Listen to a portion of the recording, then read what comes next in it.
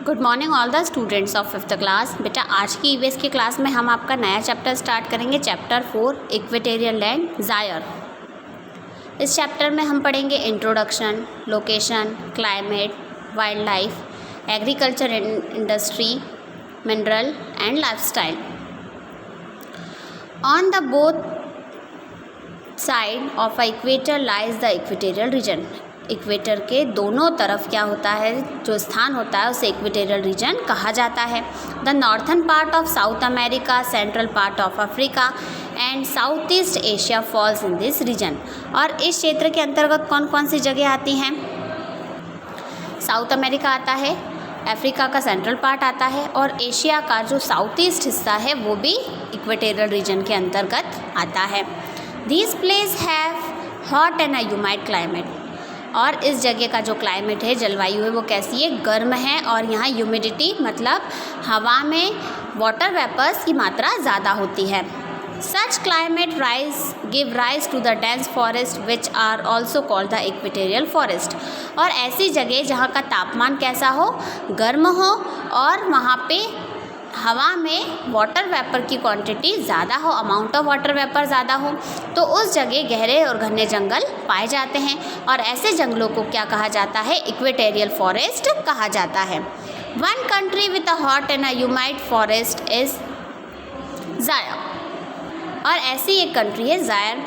In the given chapter we shall study the location of Zaire, its climate and its other feature. और इस chapter में हम location पढ़ेंगे, climate पढ़ेंगे और बाकी जो बातें हैं वो भी पढ़ेंगे। लोकेशन, अब ये कहाँ आता है? Zaire is the second largest country in the western part of central Africa. Zaire जो है दूसरी सबसे बड़ी कंट्री है, दूसरा सबसे बड़ा देश है वेस्टर्न पार्ट में सेंट्रल अफ्रीका के। It is surrounded by the central African Republic. और ये सेंट्रल रिपब्लिक से घिरा हुआ है अफ्रीका के। Sudan, Uganda, Congo, Tanzania, Zambia and Angola, ये कुछ सेंट्रल्स हैं जिनसे ये घिरा हुआ है Zaire. Equator passes through the mid of this country. और इक्वेटर इस देश के मध्य से होकर गुजरता है। Zaire is the biggest river of the country. और ज़ायर जो है वो सबसे बड़ी नदी है देश की। क्लाइमेट, अब यहाँ की जलवायु कैसी होती है? The climate of Zaire is hot and humid. और यहाँ की जलवायु जो है वो यहाँ का तापमान बहुत ज़्यादा गर्म होता है, साथ ही साथ यहाँ पे हवा में जो वाटर वेपर्स हैं वो भी ज़्यादा होते हैं।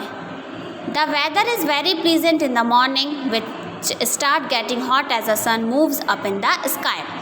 और यहाँ का जो वातावरण है बहुत शांतिपूर्ण है, बहुत अच्छा होता है सुबह के समय, लेकिन जैसे जैसे सन बढ़ता चले जाता है, सूरज उगता होता है, वैसे वैसे यहाँ पे गर्मी भी बढ़ती है। At noon it become very hot and in the afternoon dark clouds cover the sky. और दोपहर के समय यहाँ बहुत ज़्यादा गर्मी होती है। After some time it starts raining heavily. After some time the sky clears up. और थोड़ी थोड़ी समय में क्या होता है कि बादल छा जाते हैं और पानी गिर जाता है और फिर थोड़े समय बाद बादल छट जाते हैं और वापस से उजाला हो जाता है। This process is repeated day after day. और यही जो प्रक्रिया है दिन प्रतिदिन चलती रहती है। The nights are cool and pleasants. और यहाँ की जो रातें हैं वो बहुत ज़्यादा ठंडी और आरामदायक होती हैं। The climate remains the same through out the year. और पूरे साल यहाँ की जलवायु समान ही रहती है। अगला टॉपिक है हमारा वेजिटेशन, वनस्पति। Due to hot and humid climate there is a dense forest which have very tall trees. अब ज़ेयर का जो क्लाइमेट है वो हॉट और ह्यूमिड तो है, हमने अभी पढ़ा। इसी वजह से यहाँ के जो जंगल हैं बहुत गहरे और घने हैं और लंबे लंबे पेड़ यहाँ के जंगलों में पाए जाते हैं।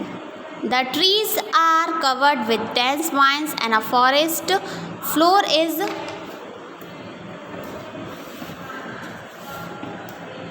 Covered with dense bushes. अब जो पेड़ हैं वो अपनी पत्तियों से पूरे ढके हुए रहते हैं, कवर रहते हैं और छोटी छोटी झाड़ियों से नीचे की जो ज़मीन होती है वो भी ढकी पड़ी रहती है। The trees form a canopy which the sun's rays are not able to pierce. और ये जो ट्री हैं इतने लंबे और इतने घने होते हैं कि सूरज की किरणें नीचे तक नहीं आ पाती हैं। The trees remain green through out the years. और यहाँ के पेड़ पूरे साल कैसे रहते हैं, हरे भरे बने रहते हैं, कभी सूखते नहीं हैं। So the forest are also called the evergreen forest. इसीलिए यहाँ के जंगलों को क्या कहा जाता है, के जंगलों को एवरग्रीन फॉरेस्ट के नाम से जाना जाता है। एवर का मतलब हमेशा और ग्रीन का मतलब हरा, तो हमेशा हरा भरा रहने वाला जंगल क्या कहलाता है, एवरग्रीन फॉरेस्ट कहलाता है। Mainly the trees found are mahogany, ebony and bamboo. और यहाँ पे जो ट्रीज पाए जाते हैं वो मैगोनी, एबोनी और बैम्बू के ही पाए जाते हैं। और इनकी हाइट बहुत ज़्यादा बड़ी होती है और ये बहुत डेंस फॉरेस्ट होते हैं। आज की आपकी क्लास में इतना ही। इसके आगे का चैप्टर हम नेक्स्ट क्लास में रीड करेंगे। आप में से अगर किसी बच्चे का ये चैप्टर का पोर्शन आगे का छूटा हुआ है, दैट मीन्स 5th चैप्टर से आगे के 4 चैप्टर्स अगर छूटे हुए हैं, तो आप लोग स्कूल के यूट्यूब चैनल से भी उसे देख सकते हैं।